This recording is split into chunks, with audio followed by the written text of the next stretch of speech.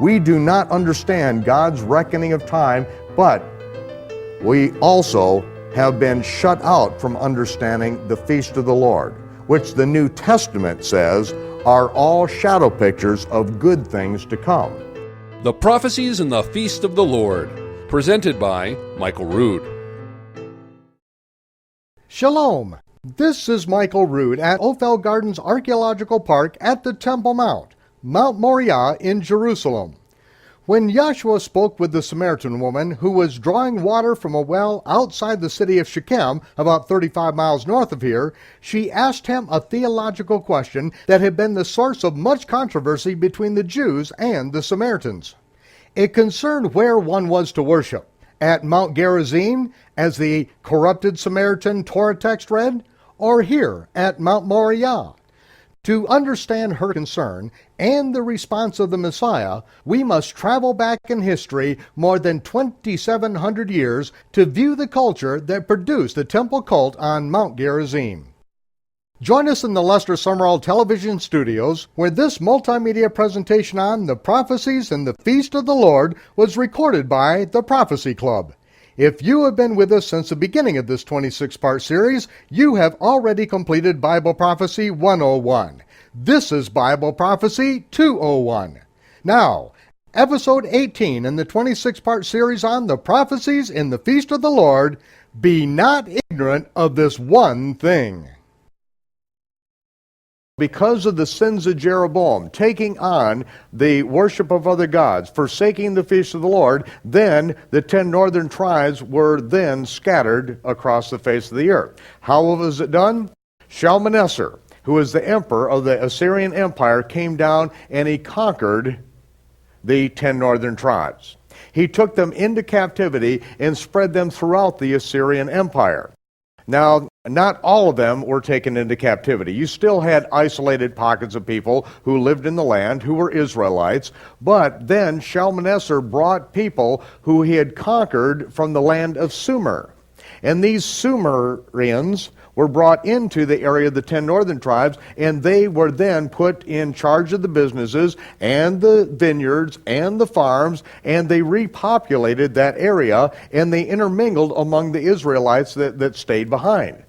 But there was a problem there in that the lions were eating the people. And Shalmaneser thought that the people are out of favor with the gods of the land. So what he did is he brought some priests of Israel back into the land to teach the people about the God of the land, the God of Abraham, Isaac, and Jacob.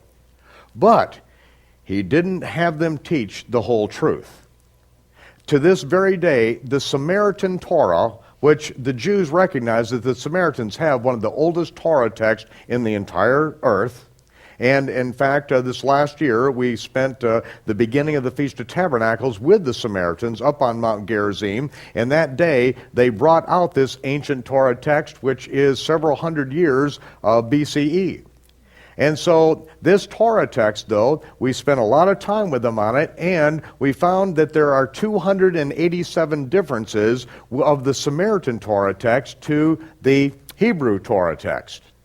Now, the Samaritans used the ancient Paleo-Hebrew, not the more modern Babylonian characters, which is among the use among the Jews today that we're all familiar with, that this is what we see and think of as Hebrew. They used the ancient Paleo-Hebrew, and that's what their Torah text is written in.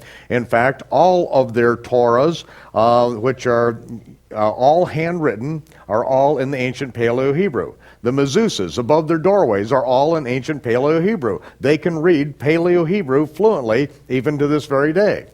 But these 287 differences, that is what Shalmaneser had these priests bring into the whole picture, because what he was doing was making a religion that fit well with the government of the Assyrian Empire. You remember that this fits very well with what Constantine did as well. So he made a church-state religion, and that was what the Samaritans were practicing. Now, why do the Jews have no dealings with them? Because they know that they're Gentiles. And at best, they've married into and have some of the blood of Israelites in them, but for the most part, they're Gentiles, and they don't keep the Torah. and they've changed things. And so they would separate themselves and have nothing to do with them. And so this woman is speaking about these things back then. And when he said to her that if you knew who was speaking to you, you would have asked of him, and he would give you living water to drink. Then she said, are you greater than our father Jacob, who gave us this well? She related that Jacob was her ancestor, but yet only very remotely at best was he actually their ancestor. And then he spoke to her and said, you have had 5 husbands. The man that you're now living with is not your husband. And when she heard that, she said, sir, I perceive that you're a prophet. And so she had a theological question. Immediately she said, now our fathers say that we should worship here at this mountain, Mount Gerizim. But the Jews say we should worship at Jerusalem, on that mountain. What do you say? Because she recognizes that he is a prophet. She has a prophet right there, and she can ask him this question, so she wants to get it taken care of. Now, what happened this last year when the Samaritans were keeping the Feast of Tabernacles according to the Aviv barley in the land of Israel? We went and spent the first day of the Feast of Tabernacles with the Samaritans, and we had the Feast of Sukkot with the brother of the high priest of the Samaritans. And in his living room there were about 30 to 40 people that were all gathered together, including all the 3 sons of the high priest of the Samaritans. And with us were those who spoke fluent Hebrew, fluent in Arabic, and some of us were even semi-fluent in English. And it was there that as we began working details out with the calendar, and then they brought the Torah text out, we began studying it, we saw that the 10th commandment, according to the Samaritan text, reads, thou shalt worship at Mount Gerizim. They literally changed the Torah text completely because now they have a church-state government in which they are encouraging people to separate and have their own religion and say at Mount Gerizim is where thou shalt worship.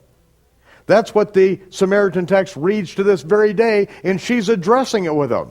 Our fathers say this. Our Torah reads this way. What do you say? You're a prophet.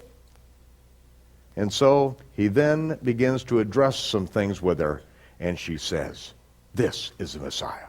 This is the Messiah. He's told me everything that I did in my life. And she is so excited then, she then takes off, going back into the city as fast as she can get in. Now, when she gets in there, she begins telling the people, the men in the city, that this man that I've just met at the well, this is the Messiah. He's told me everything that I have done in my life. And as she's going into town, the disciples are coming back because they went into Shechem to get some provision. Now, as they get out to the well, and they're making Reuben sandwiches there for everyone, and then they give a Reuben sandwich to the Lord, and he said, no, thank you. I've got meat to eat that you don't know of.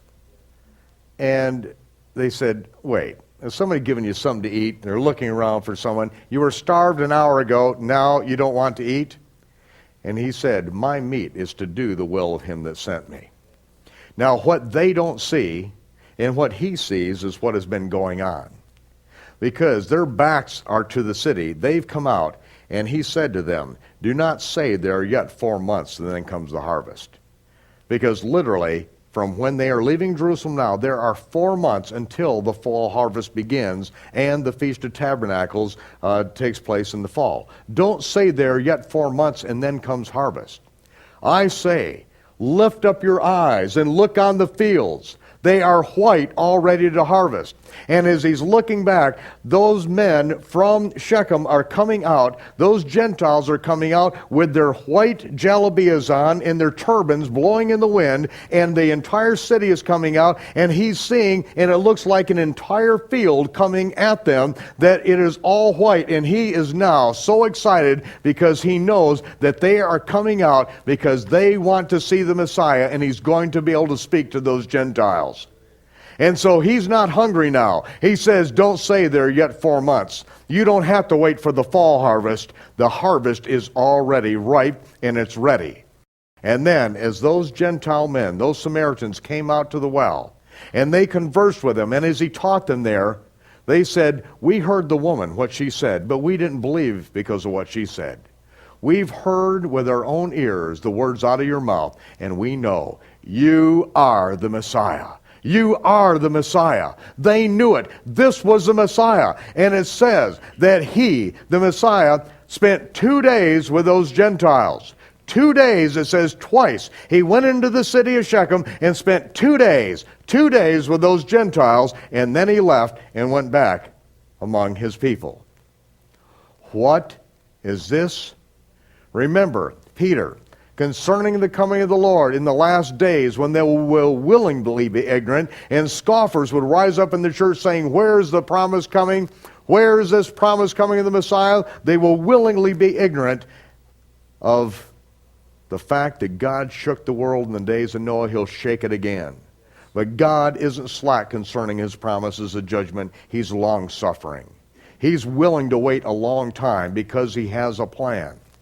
But Peter then said, do not be ignorant of this one thing. A day with the Lord is as a millennium, and a millennium is as a day. 1,000 years is as a millennium. And the Messiah, after the Gentiles confessed that he was Messiah, spent 2 days. Twice it says he spent 2 days with them, and then he went back up to Galilee. That is the picture of what has transpired from the day of Pentecost, when it was available for the Gentiles to be added in fully grafted in, next of kin. Not just proselytes, but next of kin by the blood of the Messiah. And then, at the end of the summer, we are going to see things now, because we are going to go into the fall feast of the Lord, in their intermediate and their final fulfillments. And to do that, we look at, again, the biblical Hebrew calendar and realize that after the spring feast are fulfilled, in the month of Siwan, which is the feast of Shavuot, then we have 4 months to come to the fall feast. And the month of Tishri is the 7th or the Sabbath month. Remember, Siwan is the 3rd month. Now we come to the 7th month, after the 4 months. Now, when we come to the month of Tishri, the first day of the month is the Day of Trumpets. And that begins the Sabbath month of the feast. But really, the preparation for this begins much before then. Because we know once the first comes, then we know 10 days later is the Day of Atonement. And then the day after the Day of Atonement, if you're living up in the north area, you must leave right then in order to get up to Jerusalem by the 14th so that you can build a sukkah, a tabernacle, a manger in which you are to live for 7 days. You must get there beforehand, and when you come up to the feast, you bring 1/10 of all of your increase of the harvest that year. You bring it up in wagons, or you sell it and you put the money in your hand and you bring the money up with you, and you take care of the poor, the widows, the orphans, and the Levites who have no inheritance in the land. That is when you took care of your tithe responsibility each time you went up to the feast. And you were responsible to find a poor person. You were responsible to find widows and orphans. You were responsible to find the Levites who have no inheritance in the land and are living to teach the Word of God to God's people. It was not that you took your tithe up into a place called the storehouse, which is not really something that exists in Jerusalem. See how people use that verse where it speaks of bring all the tithes into the storehouse that there be meat in my house? And prove me now herewith, saith the Lord host, if I will not pour out a blessing, that there will not be room enough to receive it. What they try to, in the Western Gentile church, they try to fabricate a concept in which there is a storehouse, probably up on the Temple Mount. It says storehouse right on it, etched in stone, and you're required to bring all of your tithe in to put it in that storehouse. Why you would have to do that is because you are spiritually not capable of finding widows and orphans and Levites who have no inheritance in the land. So you have to take it all and put it there. And those who are spiritually mature then can take your tithe and do the right thing with it as they build crystal cathedrals in honor in their glorious preaching ability. Or they can buy their own Rolls Royces and jets and wear their diamond Rolex on their television show. But you must put it here, because if you don't, God is going to curse you with a curse. He's going to give you cancer. He's going to kill you early. These are the kind of things that are taught by that. But there is no such place in Jerusalem or Israel as the storehouse that you take all your tithe to. The storehouse is the prophet pointing right back to the Torah, because the storehouse is you give to the poor, the widows, the orphans, and the Levites have no inheritance, and you are loaning to God, and God will repay you. That is the storehouse. The storehouse is in the Torah. It tells you what you're to do with your tithe. And this is the very issue that the Messiah dealt with. Remember, he took, so many times, he took us right to Judgment Day in the parables. Why to Judgment Day? Because at that point, there's no way you can change it. There's no recourse. It is Judgment Day. You will be judged for what you've done. And this man comes before him and says, Lord, haven't I done wonderful things in your name? Haven't I cast out demons in your name? Haven't I raised the dead? I've done many mighty, wonderful works in your name. And he said, hold on just a minute, buddy. I was naked, and you never gave me anything to wear. I was cold, and you never gave me a blanket to warm myself. I was starving, and you never gave me any food. I was in prison, not because I did anything wrong, but because I was doing what was right, and they imprisoned me, and you never came to comfort me. I was hungry, and you never fed me. And the man said, whoa, just a minute, Lord. When did I see you like that? I checked the green room before every television show, and there was always plenty for our guests. And he said, because you didn't take care of these. I told you specifically to take care of the poor, the widows and the orphans and the Levites who have no inheritance, and you didn't do it. Instead, you launched off on your own thing, started building your own egocentric religion, and you never did what I told you to do. Now get out of my sight. You don't know me, and I don't know you. Real harsh, real hard. Why did he do it? Because now we have the opportunity to change. We can change things now. And it is at this time that when we go up to the feast, that's what we take care of. And you know, that's why in America we have the welfare system in the state that it is today. Because the believers did not do what they were supposed to do. And so the government had to step in. You know, there are only 613 commandments in the Torah. And not all those apply to any one individual. But you know how many commandments there are in the United States? 2.4 million. Because, you know, God gives us the opportunity to govern ourselves by the Scriptures. And that's what John Adams said. Man will either govern himself righteously according to the Scriptures, or he has to be governed by the sword. One of the two. You have to have a police state for those who refuse to govern themselves. And so, this is the time of year in which we go up to the feast. And in order to go up to the feast, what we have to do is bring the harvest in before this period of time.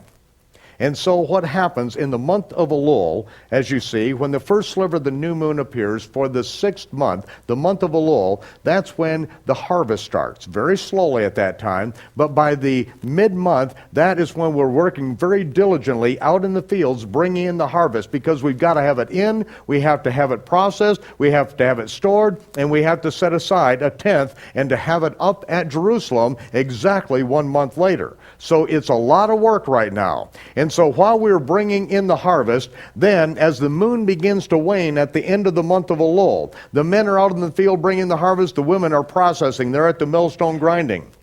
And now, as the moon begins to wane, we know that when the first sliver of the new moon appears, it will be the day of trumpets. It will be Yom Teruah. It'll be a high Sabbath. And so what we do as the moon wanes, then we stop what we're doing.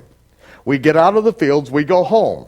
We take our garments and we take a set of garments and we wash them. We bleach them out. We set them out in the sun and get them as white as we possibly can. We then iron them all out, stretch them all out, fold them up so that they are pressed, and we set them aside and get ready because we have a high Sabbath coming. And then the women will prepare a feast and get all the provisions necessary and set all that aside. And then they will get back at the millstone grinding.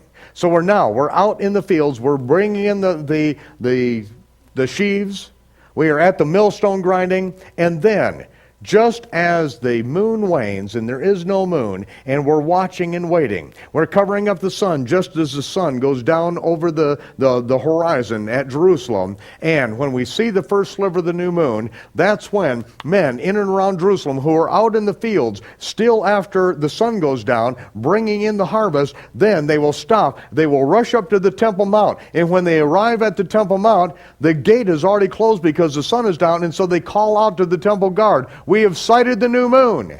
And then the temple guard, then when he sees that there are at least 2 witnesses, then he goes up to the Temple Mount and calls for one of the members of the Sanhedrin, one of the elders of Israel. And one of those elders then come down, they go out the gate, and they interview those 2 men who have come up.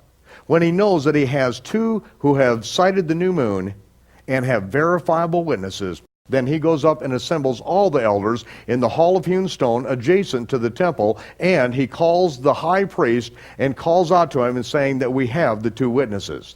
The high priest stands up on the Temple Mount. He is the only one who has authority over the gate after the sun has set, and the high priest stands up on the Temple Mount and calls out to those 2 witnesses, "Come up hither! Come up here!" And those 2 witnesses ascend up before the high priest and elders.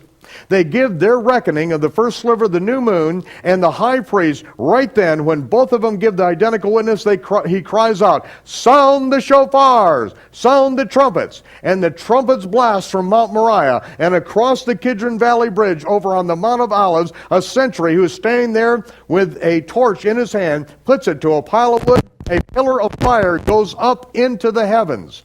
And as that pillar of fire goes up, the distant sentries across the mountains, throughout the hilltops of Israel, they see that distant fire that is lit. And they put a torch to their pile of wood. And that fire goes up. They blow the shofars. It is Rosh Chodesh. It is a sanctification of the new moon. And right that moment when that trumpet sounds, it is a high Sabbath. A high Sabbath. That means that every transaction in the land of Israel immediately and abruptly stops right at that moment. Every store closes. Everyone immediately stops their work right at that very moment. At the moment that that first trumpet sounds from the Temple Mount, at that very moment, it is a high holy Sabbath. Everything stops in the land of Israel. Those men who are out in the fields bringing the harvest, if there are 50 Jewish men out in the fields bringing the harvest with 50 Gentiles, at that moment that trumpet sounds, those 50 men will leave the fields. They will take their plowshares, hang them up. They will then go home, wash, put on their white garments, which have been set aside in waiting for this very moment. The women who are processing at the millstone and are grinding away, 50 Jewish women with 50 Gentile women. As soon as that trumpet sounds, those Gentile women keep working away because it's nothing to them. But to those Jewish women, for centuries, they have known when that trumpet sounds, they stop what they're doing. They go home, they wash, they put on those white garments which have been prepared ahead of time, and they bring out that feast. It is the feast of the Lord, the day of trumpets. It is Yom Teruah, that day which is the feast that every year occurs on a day and hour that no man knows. If you have not prepared in advance, if you have not washed your garments and set them aside, when that trumpet sounds, it's too late. You have missed it. You have missed the feast, and there's no way you can get ready now. It is over with. Does that sound at all familiar? As the Lord was talking with his disciples who asked, when will be the sign of your coming? When's the end of the age? And he then told them all these things, and he said that there will be two men in the field. One will be taken, the other left. There will be two women at the millstone grinding. One will be taken and the other left. He was not saying that 50% of the inhabitants of planet Earth are going to be raptured. You know, one taken, the other left, that's 50%. That's not what he was saying. What he was communicating to them was something that they had practiced every year of their life for 1,000 years. Every year they got ready when that moon was waning and when that first sliver of the new moon appeared and that high holy Sabbath of the day of trumpets, when that trumpet sounded, if they had not prepared in advance, then they will have missed it. And that is a rehearsal that God embedded for us. And if you were to ask anyone in the Orthodox Jewish community, what is the day of trumpets all about? They would answer with one word. If they knew nothing more, they would know it is the day of the resurrection. Michael Rood will return with some closing thoughts in just a moment. We have now begun to explore the shadow pictures embedded in the fall feast of the Lord concerning Yom Teruah, the Day of Trumpets. You have already begun to comprehend the prophetic significance of this feast, and in our next episode, the rivers of understanding will begin to flow on even a deeper level as we see the detail of how this feast originated at Mount Sinai, and then how the Messiah interpreted this particular feast that will not be fulfilled until the day or millennium of the Lord. We invite you to join us again next time when we will take you to Mount Sinai for the sounding of trumpets in episode 19 in the 26-part series on the prophecies and the feast of the Lord, the Day of Trumpets, a day and hour that no man knows. This is Michael Rood from Jerusalem bidding you shalom, peace, and I will see you when the smoke clears.